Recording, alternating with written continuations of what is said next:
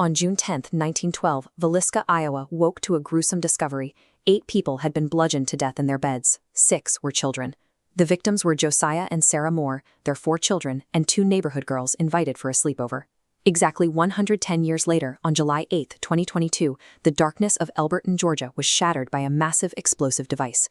The blast instantly reduced one of the towering granite slabs of a monument known as America's Stonehenge to a pile of rubble. These 2 events are separated by a century, geography, and scale, but they share a single, glaring commonality. In both cases, authorities completely failed to identify who did it or why. Our brains cannot tolerate a gaping void in a timeline of known facts. We experience an information vacuum. When a definitive answer is missing, our minds immediately rush to fill the empty space with competing theories. When investigators fail to deliver a definitive account of a traumatic event, the community fills the silence with its own version of the truth. It is an instinct that rarely stays within the bounds of reality. In Villisca, the sheer brutality of the axe murders demanded an explanation. When police couldn't provide one, the community's terror mutated into paranoia, sparking a town-wide witch hunt to find a motive. Suspicion quickly fell on State Senator Frank F. Jones. The evidence driving this theory came down entirely to a business rivalry.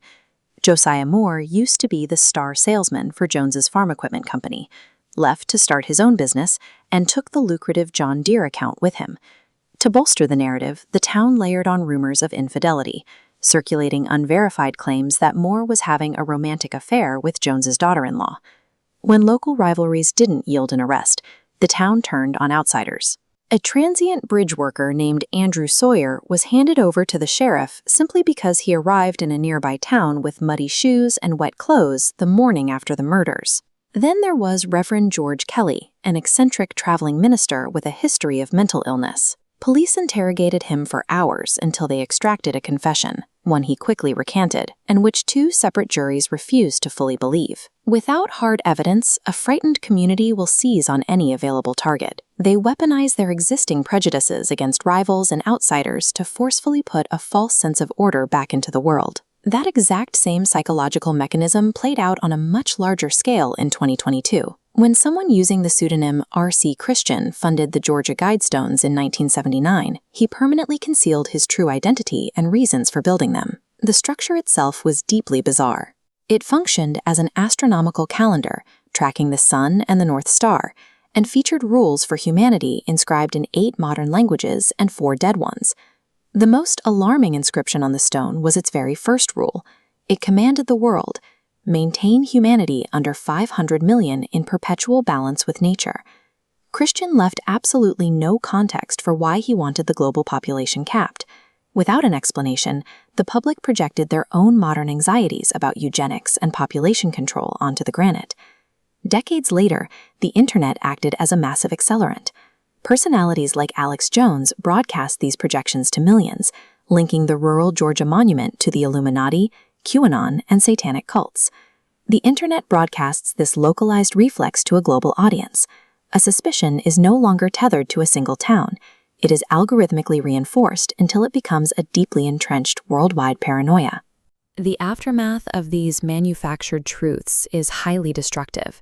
In Villisca, Senator Frank F. Jones was never convicted of any crime, but the unproven accusations sullied his reputation and permanently destroyed his political career.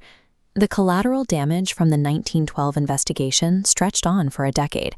The vacuum fueled years of litigation, grand juries, and 2 full trials, continuously harassing innocent men just to satiate the public's panic. Back in Georgia, 40 years of unchecked internet-fueled speculation eventually reached a boiling point. The accusations of devil worship and global conspiracies couldn't stay contained online forever. The paranoia finally manifested in the real world when an unknown vigilante detonated an explosive device at the base of the monument. The blast caused so much structural damage that the county was forced to permanently demolish the remaining stones for safety. And just like the anonymous man who built the stones, the identity of the bomber speeding away in the dark remains a mystery, creating a brand new vacuum. Unsolved mysteries are not passive puzzles waiting to be answered. They are volatile threats. When the truth is missing, society will aggressively force a narrative into place. rarely pausing to consider the reputations, lives, or monuments destroyed in the process.